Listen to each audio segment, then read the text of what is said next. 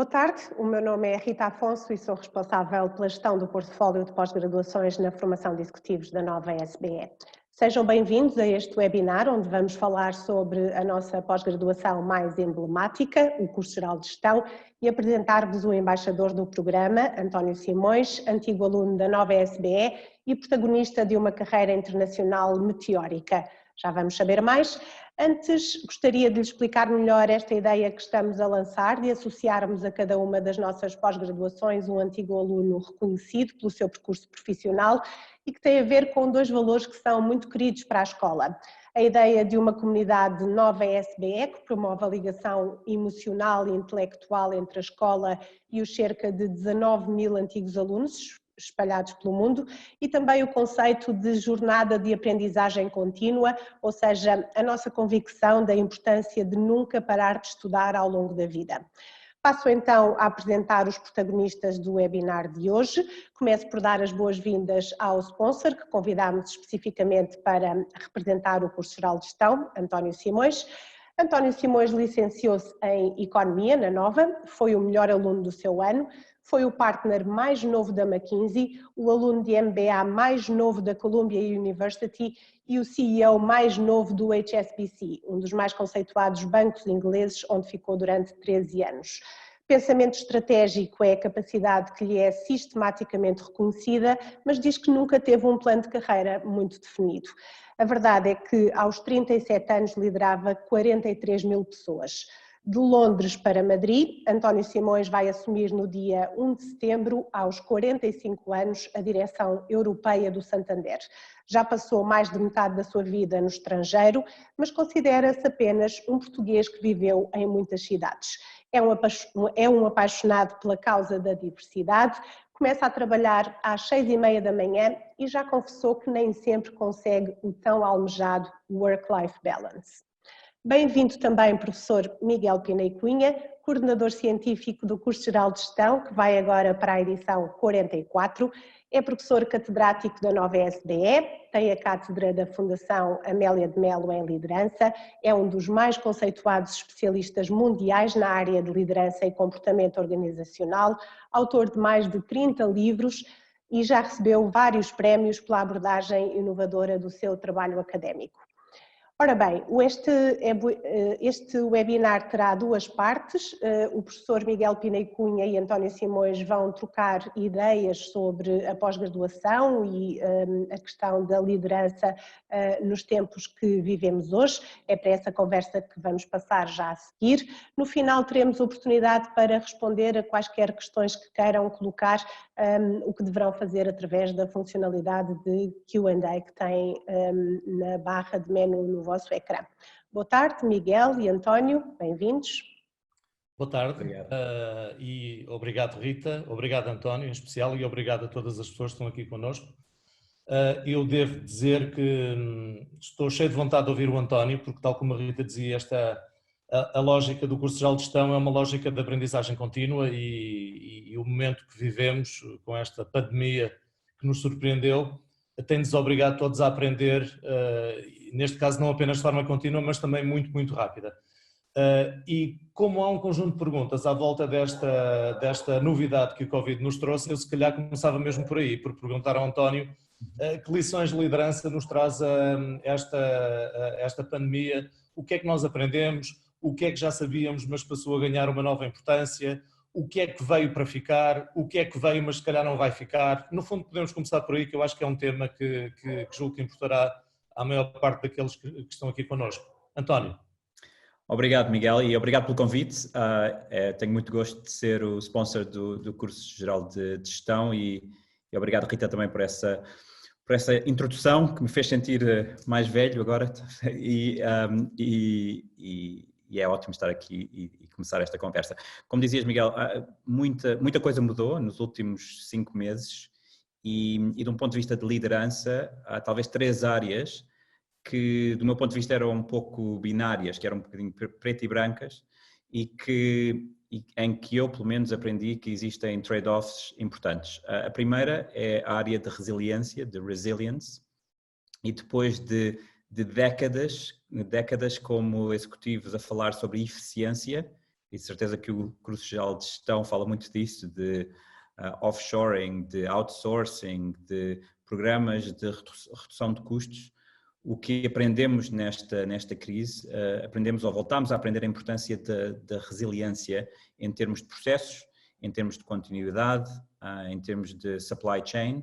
Todas as supply chains internacionais que de repente com fronteiras físicas deixaram de funcionar e muitas das empresas hoje estão a repensar esse trade-off entre eficiência e resiliência. E do ponto de vista da banca e onde eu trabalho, do setor financeiro, obviamente existem muitos desafios em termos de custos, mas ao mesmo tempo temos que pensar nessa continuidade de negócio e nesse trade-off. A segunda área que todos tivemos que aprender muito rapidamente, um crash course, em como liderar à distância. E eu trabalhei com equipas globais durante muitos anos.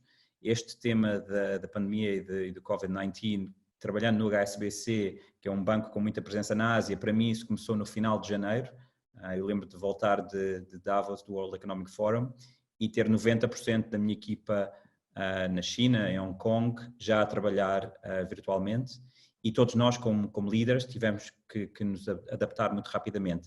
E eu, como a Rita mencionou, saí agora do HSBC e ao fim de 13 anos tive que me despedir da minha equipa através de Zoom, e que é completamente diferente das experiências que todos tivemos até agora. E em termos de liderança, eu penso que a diferença, e uma coisa que eu sempre pensei ser bastante importante, é liderar de uma forma mais aberta, de uma forma mais humilde, de uma forma mais vulnerável.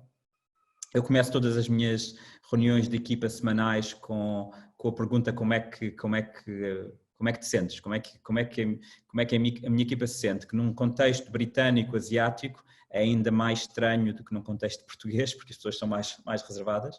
E no início toda a gente dizia, ok, fine, e eu disse que não, we need to talk about our feelings, how are we feeling?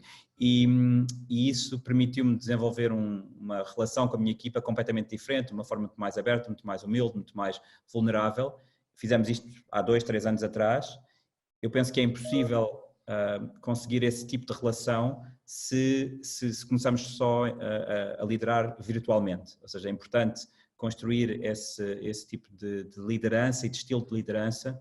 Foi muito importante para mim construir esse estilo de liderança para a forma como depois reagimos durante a crise. E o último tema, há muitos outros e podemos falar muito mais sobre isto, é o maior escrutínio das empresas em termos do propósito das empresas. O que elas fazem para além de maximizar o lucro. É o que os ingleses chamam o triple bottom line, não é? São os 3 P's de Profit, People and Planet. E as empresas que têm esse outro P, que é o Purpose, propósito, no meu ponto de vista, têm uma grande vantagem competitiva e é importante que isso não seja uma campanha de marketing ou uma campanha de comunicação, mas que seja um verdadeiro serviço à sociedade. E uma das áreas que me preocupa bastante neste momento é o impacto da crise na próxima geração, na geração que está provavelmente a entrar ao nível de undergraduate para a nova e para outras faculdades. 1 em 6 de todos os jovens globalmente, 1 em 6 estão desempregados neste momento. Todos os jovens que deviam estar a trabalhar depois da sua educação formal, 1 em 6 estão desempregados, o que quer dizer que têm menos oportunidades de desenvolvimento, vão ter uma carreira muito menos fulfilling, e isso preocupa-me. E todas as empresas, incluindo no meu caso como líder da banca, têm que ter esse sentido de propósito e de qual é que é o nosso impacto na sociedade. Mas eu sou um optimista e penso que todas as crises trazem com elas oportunidades, e existe uma oportunidade de, como dizias, de manter alguns destes aspectos da crise depois da crise. Liderar de uma forma diferente, liderar de uma forma mais humana, com mais compaixão, com mais tolerância, com mais resiliência, como eu dizia, com mais vulnerabilidade e com um propósito que seja mais real. Uhum. Muito bem, António. Eu já agora aproveitava para colocar 2 questões relacionadas com os pontos que falámos. Um dos temas sobre os quais eu mais tenho lido a propósito da liderança em tempo de Covid é o tema da empatia. E eu acho que quando falavas de começar por falar de nós, acho que é disso que estamos a falar, não é? E a pergunta que eu acho que muitos de nós têm é: em que medida é tão eficaz falar destes temas por Zoom ou face a face? Ou seja, será que isto assim também funciona ou mesmo que ou não funciona? Pode perder eficácia, mas continua a ser positivo ou se calhar não é tão eficaz? E a segunda questão, que é uma questão que me interessa há muito tempo também, é se o próprio sentido de propósito nos pode ajudar a fazer qualquer coisa de positivo nesta crise. Isto é, em que medida é que uma organização ou uma equipa onde o sentido de propósito está mais presente, está mais equipada para ultrapassar melhor uma crise como esta?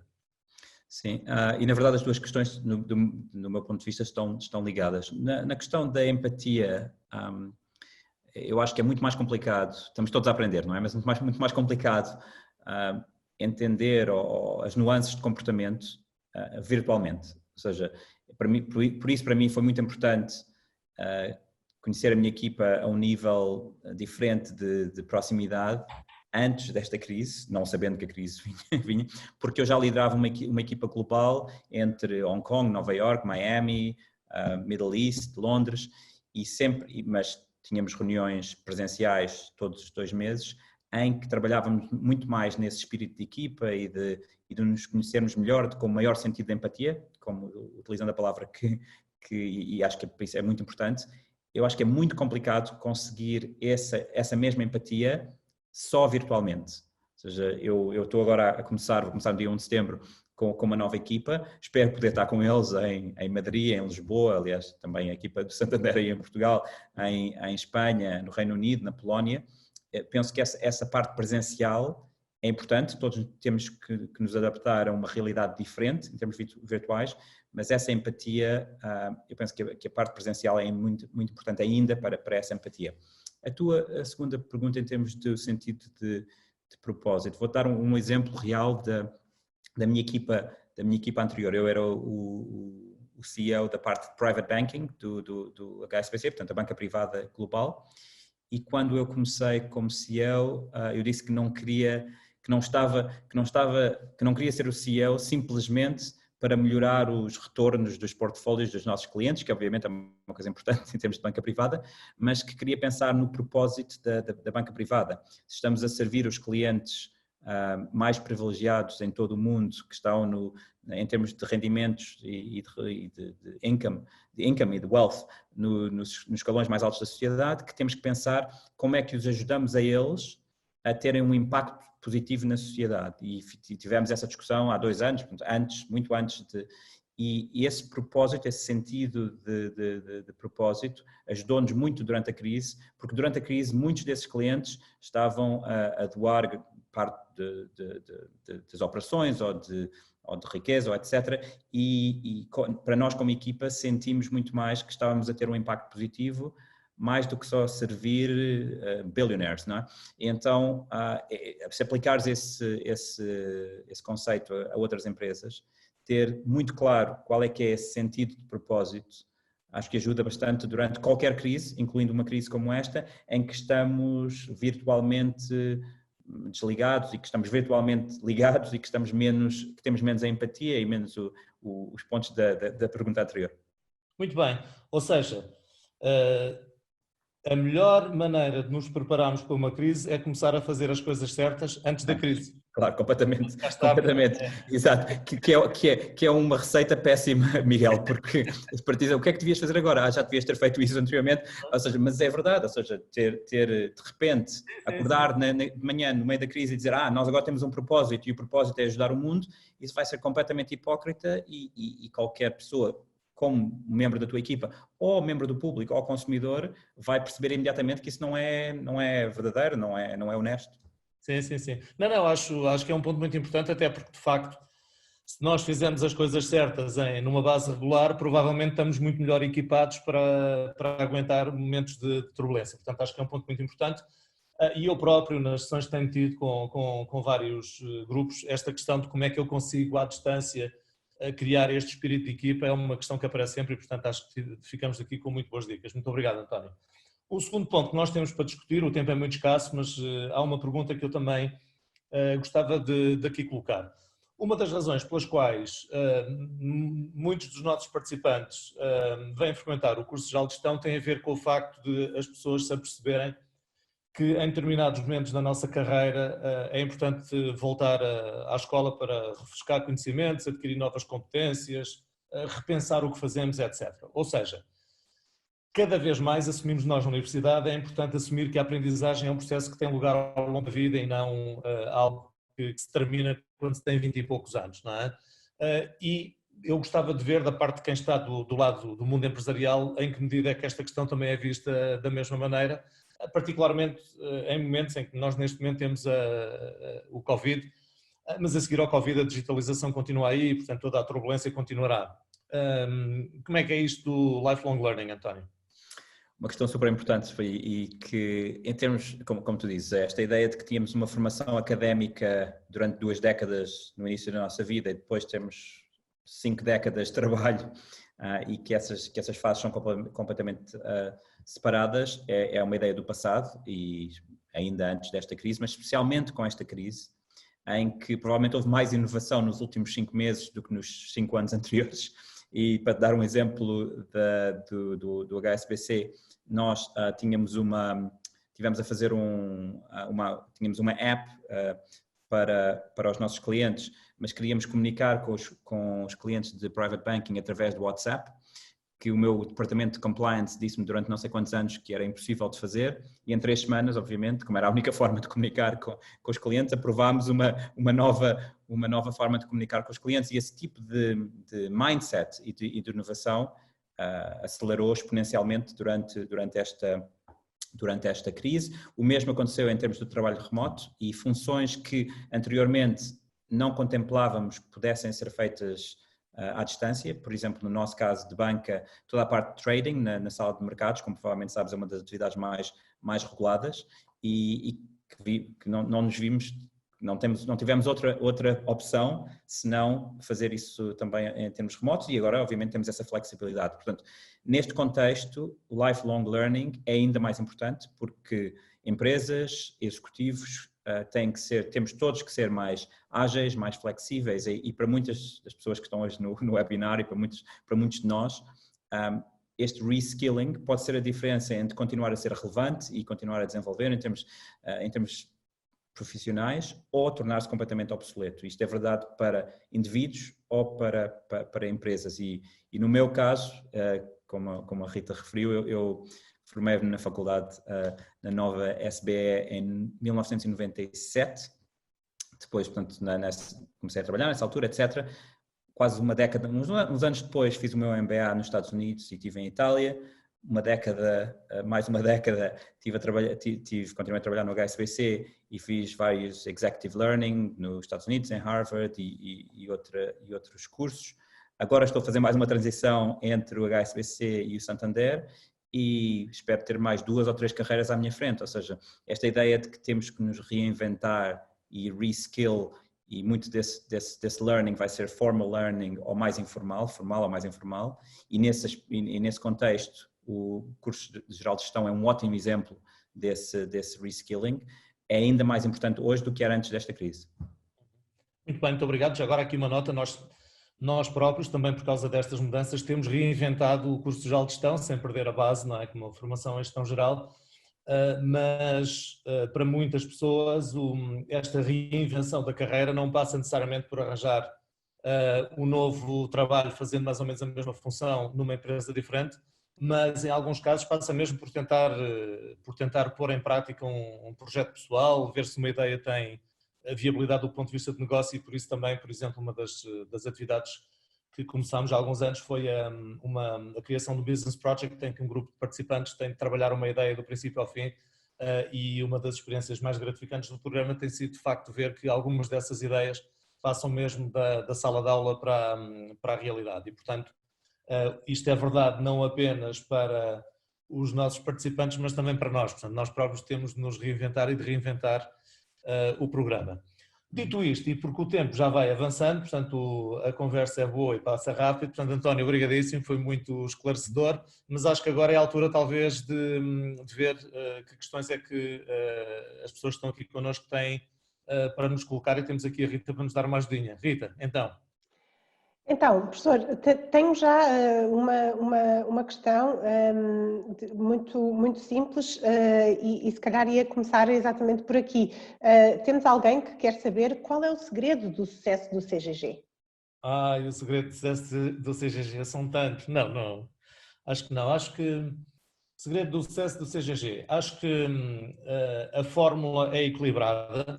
A essência do CGG é muito fácil de explicar. Portanto, é um programa, tal como o nome traduz, é um curso geral de gestão, portanto não dá nenhuma especialização em nenhum domínio específico da gestão, mas permite obter uma formação nos diferentes domínios, desde as áreas mais duras e mais voltadas para a eficiência, como o António dizia, portanto obviamente isso era importante continuar a ser, mas também considera, por exemplo, o lado humano. O António referiu o caso da resiliência. Eu por exemplo, nos módulos que dou, falo mais de resiliência do que eficiência, não é? Sabendo que alguns colegas falam mais de eficiência do que resiliência, e portanto acho que é uma formação abrangente.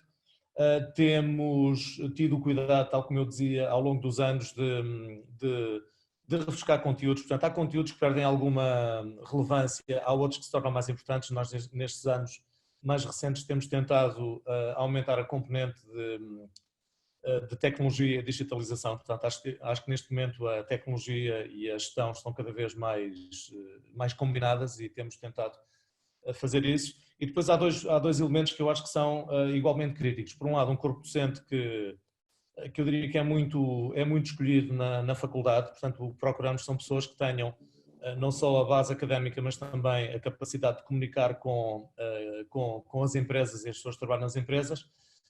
E por fim, mas não por último, um grupo de participantes que é habitualmente muito diverso e que nós fazemos questão que tenha alguma experiência de trabalho, porque a nossa filosofia é que aprendemos não só dentro da sala de aula, não só com os professores, mas também com o resto do grupo.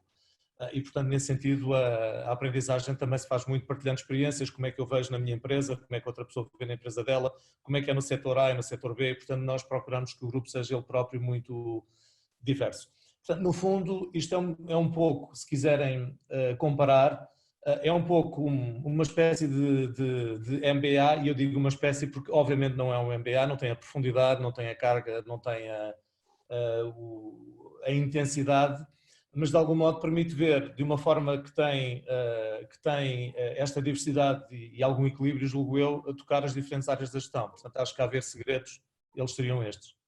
E está a resultar porque tem 44 edições, não é? É o programa mais... Esses segredos têm resultado porque é o programa mais emblemático da... Às vezes, António, às vezes o segredo é não mexer muito no que funciona bem, ir retocando, mas não querer fazer tudo de novo. E de facto tem funcionado bem. E eu aqui voltaria a dizer, tal como no MBA, e o António fez um MBA, eu acho que no MBA é crítica à qualidade dos participantes, e aqui também. Portanto, nós tentamos que sejam pessoas que tenham muito a trazer ao programa. Portanto, não é só os professores, é muito quem vem fazer tem de vir preparado para trazer qualquer coisa. E, portanto, nós nesse sentido até gostamos que os participantes tenham de facto experiências muito diversas e, por exemplo, temos desde pessoas que vêm das ciências duras, com doutoramentos em áreas como a química ou qualquer coisa do género, até como neste último programa tivemos uma participante que ficámos muito felizes que estivesse connosco, que fez a sua carreira no Cirque du Soleil, não é? Como artista. Portanto, esta combinação das pessoas que vêm de um lado e do outro, para nós é um pouco aquilo que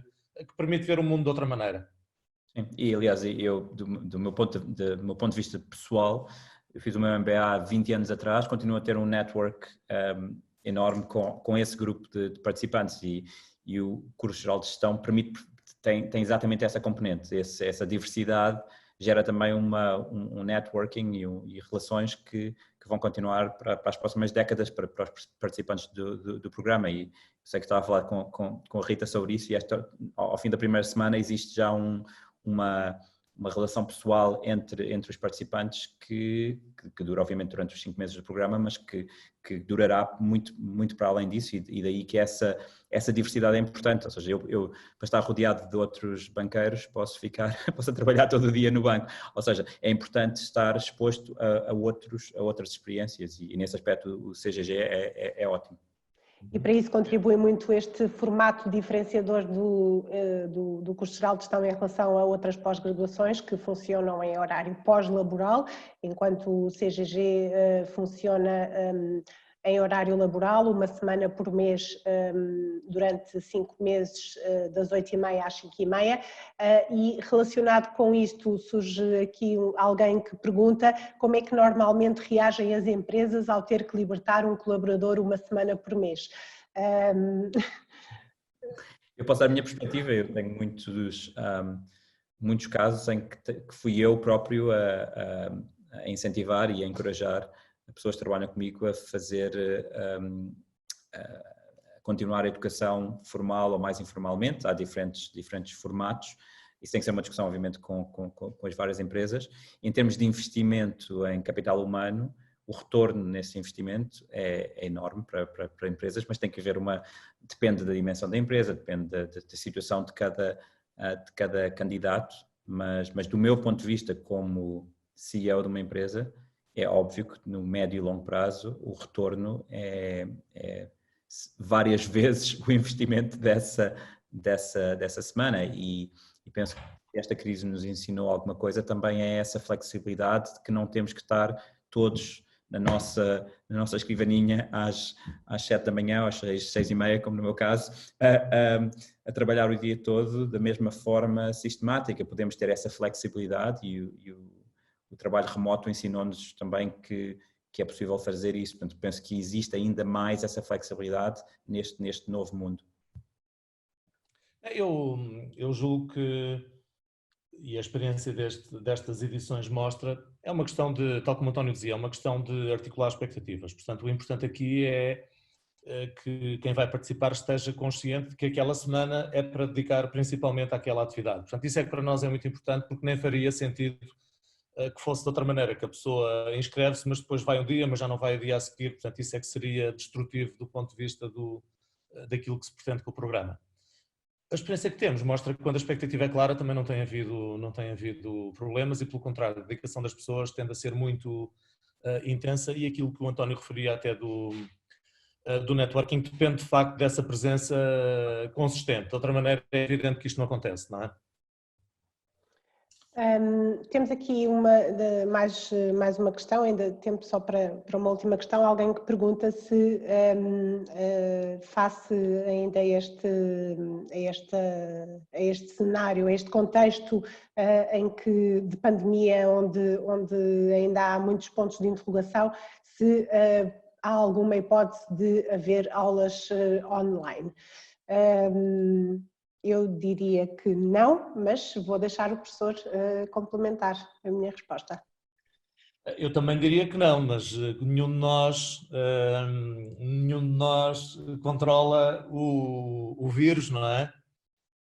O que está previsto é que nós vamos voltar ao campus. Aliás, já estamos no campus. Eu próprio estava aqui em conversa com a Rita e com o António antes da sessão. Eu próprio já dei aulas no campus ainda esta semana, por exemplo, presencialmente, com cuidados, como é evidente, com máscara, etc., mas já estamos de volta ao campus. E a ideia que a faculdade a decisão que a faculdade já tomou é que o campus não volta a fechar, a não ser por recomendação ou por ordem da Direção-Geral de Saúde. Portanto, em condições normais, vamos continuar no campus. Portanto, à partida isso não vai acontecer, mas enfim, como todos imaginamos, tudo vai depender muito da evolução da pandemia. Do nosso lado, já estamos a regressar com cuidados, com certificação Covid out e com essas precauções todas, mas enfim, se tudo correr normalmente dentro do novo normal, como agora se chama, vai ser mesmo no campus. E só tendo estudado no campus anterior em Campolide há 23 anos atrás, ou há 27 anos atrás, ter acabado há 23 anos atrás, e tendo estado na cerimónia de inauguração de Carcavelos, em termos do o próprio campus foi desenhado para a interação humana, para esta questão de networking, e acho que se perderia muito. Obviamente pode-se fazer muito, como eu disse anteriormente, em termos remotos, mas de um ponto de vista da educação, essa interação humana faz todo sentido que seja no campus de Carcavelos, que é, já tendo estado nas melhores universidades do mundo, é um dos campos mais extraordinários e essa experiência é uma experiência que este próximo CGG vai ter, que há 3, 4 anos atrás, anteriores cohorts não tiveram. Portanto, eu acho que seria uma pena que se não conseguirmos ter um CGG presencial no campus de Carcavelos. É de facto uma mais-valia e notamos que os participantes durante o tempo do curso geral de gestão assumem o campus quase como uma segunda casa, até porque é um espaço onde depois das aulas terminarem as pessoas muitas vezes continuam para, enfim, responder a e-mails, para trabalharem um bocadinho sem terem que se deslocar aos seus locais de trabalho para fazerem trabalhos de grupo, portanto... Para ir às compras ao Pingo Doce? Também. É um campus com muitas... ou só olhar para o mar. É um campus com muitas valências. Acho que estamos a ficar sem tempo e, portanto, pela minha parte fico por aqui. Não sei se gostariam de acrescentar alguma ideia. Resta-me agradecer a ambos. Foi um gosto tê-los à conversa neste webinar e agradecer também às pessoas que estiveram connosco esta tarde. Obrigada. Eu também agradeço a todos os que estiveram connosco e ao António em particular, foi um prazer e aprendemos todos muito. Muito obrigado, António. Obrigado, Miguel, também. Obrigada. Obrigado pelo convite. Obrigado. E esperamos ver-vos mais à frente em Carcavelos. Exato. Tenho que vir ao campus de Carcavelos. Exato. Obrigado.